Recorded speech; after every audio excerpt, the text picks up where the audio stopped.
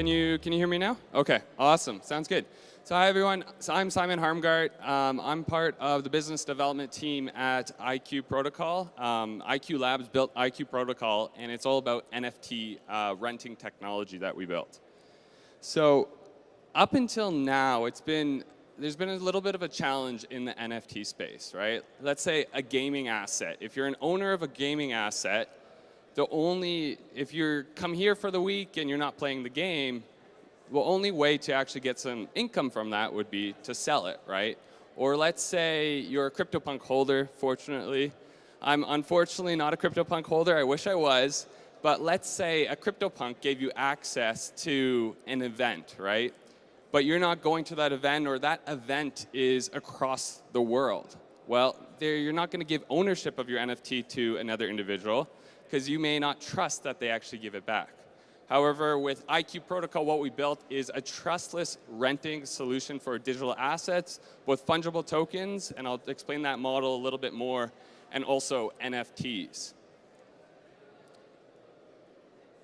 So let's talk about some potential use cases of NFT renting technology. One is renting out in-game assets. Let's say I'm here for the week, I want to earn some extra income, I could rent it out to another individual. Or I'm not playing that game at the moment, then I could rent it out to another individual, earn some passive income. Another one is to allow guilds to rent out their NFTs to their scholars and share a percentage of the revenue. And we'll get into how we enable that as well. And the other one is really renting out NFTs for their specific utility. Maybe a certain collection gets you access to certain features or into an event. We can help enable the trustless renting of these assets. So let's talk a little bit about peer-to-peer renting and how that works more at a fundamental level. Okay? So peer-to-peer renting, that's the use case of the CryptoPunk renting it to someone else or a game asset. And how we enable this is I would deposit, let's say I'm renting out my NFT to someone else, I would deposit into a smart contract. And these are trustless, these are permissionless smart contracts. Every company that is using our technology will go ahead and create their own IQ verse, we're calling it. And these are your own smart contracts. After I deposit it into that smart contract, I say, hey, for the next week, you can borrow this asset for $10, let's say. Someone would go ahead and pay me in a stable coin or crypto of their choice, and I would get paid out in a stable coin and crypto of my choice. And then from there, what happens is my original NFT that I've rented out gets locked in that smart contract for the duration of the rental period. So this 1 week period here, could be a day, could be a month, however long you want to rent out the asset. And how we make it completely trustless and risk-free is that we actually don't pass ownership of the original NFT to another individual. Mine, again, is locked in that smart contract. And what we do is we mint a wrapped expirable version with our API and with our SDK. And this is what would appear in that renter's wallet. So it's a wrapped version. The original stays in that smart contract. And then from there, we have a simple API and SDK where games or applications or marketplaces can then go ahead and accept that wrapped version that we just minted, that expirable wrapped version, like it was the original for the entire duration of the rental period. And that is how we've gone ahead and make it completely trustless, risk-free, and you never have to actually pass ownership to another individual when you're renting it out. The second model I want to talk about is the guild model that we're building. So the first peer-to-peer, it's fully live. We have games integrating the technology right now. We're going to have a marketplace, and games can either rent out their assets on our marketplace, or they can just embed a rental button directly into their front end as well. The second model that we're building is a guild model. And if you don't know how guilds work, guilds, they invest a lot of money into these NFTs. Maybe you need an NFT to play the game. And by playing the game, you can earn some in-game rewards by their native token. So now these guilds don't have everyone on staff to be able to play these games with the NFTs that they purchase. So they have scholars that they want to rent them out to earn some income based on these idle assets. So we just went through our fundraise about 4 or 5 months ago. We raised about $12.5 million by Crypto.com, Republic Capital, Sandeep, the co-founder of Polygon, and some other investors as well. And one of our investors is Unix Gaming Guild. And we talked to them as well as other guilds. And what we noticed, and also talking to the games, is a lot of these games, they get asked by the guilds to go ahead and build this guild model. And what that actually does is it takes them away from the core game that they're building, right? Try to figure out this renting model. The model that they end up building might not be fully trustless at the end of the day, which we've also seen this in the space. And at the end of the day, it puts their timelines for their core game behind. So what we've actually built is a way to easily share a percentage of that revenue, leveraging our technology as well. And we've expanded on that peer-to-peer renting model that I just explained. So how it will work is the guild would set up the percentage split that they want with their scholars, whether that's 50-50, 60-40, 70-30, whatever it is. They would then define the wallet address that they want rewards distributed to. That wrapped asset I told you about before would go into the renter's wallet. And the renter, or scholar in this case, could rent it out for free.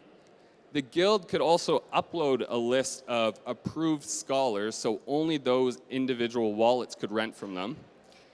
And then now we have every component. We have the guild's wallet address to distribute rewards to. We have the percentages. We have a scholar where that wrapped asset goes to.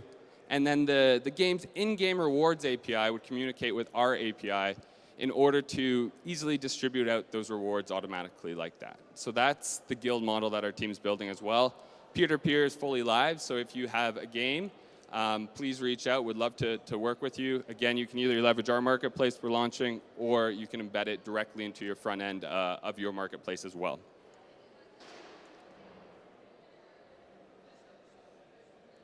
So I just want to also talk about what do we really need in order to move the space forward.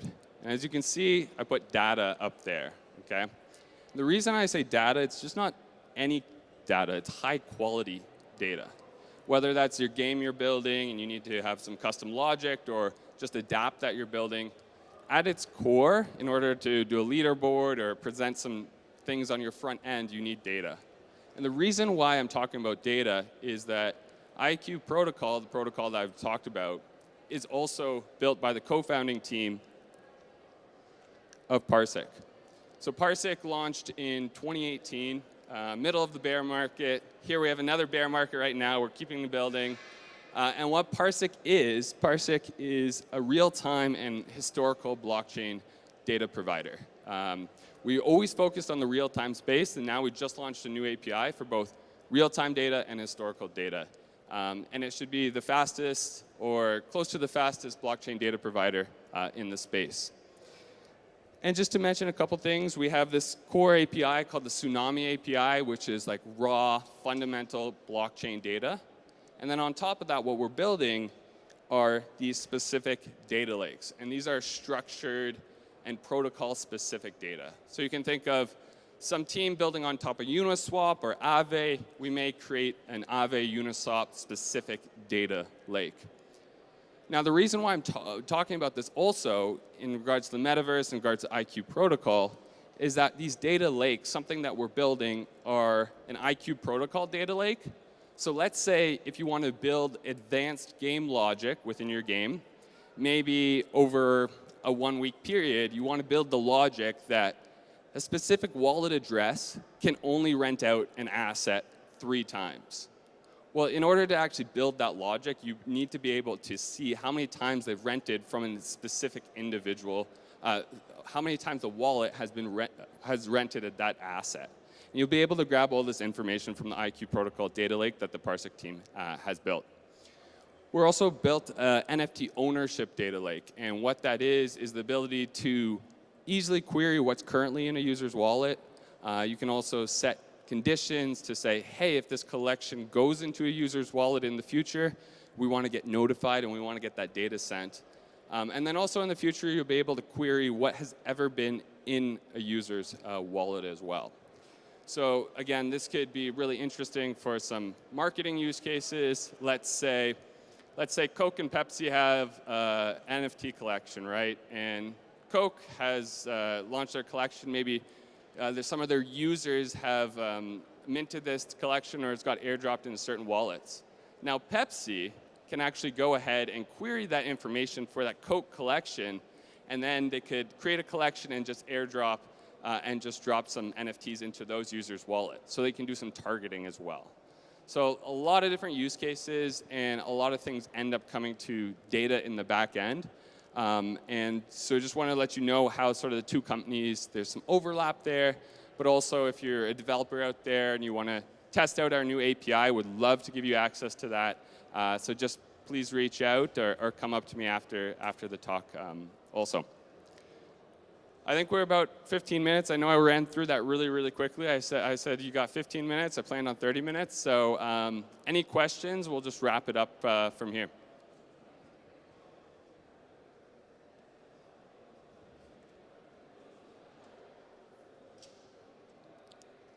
Don't all speak at once. Awesome. Well, thanks very much for coming out. I'll just wrap it up, and thanks again. Enjoy the rest of the conference.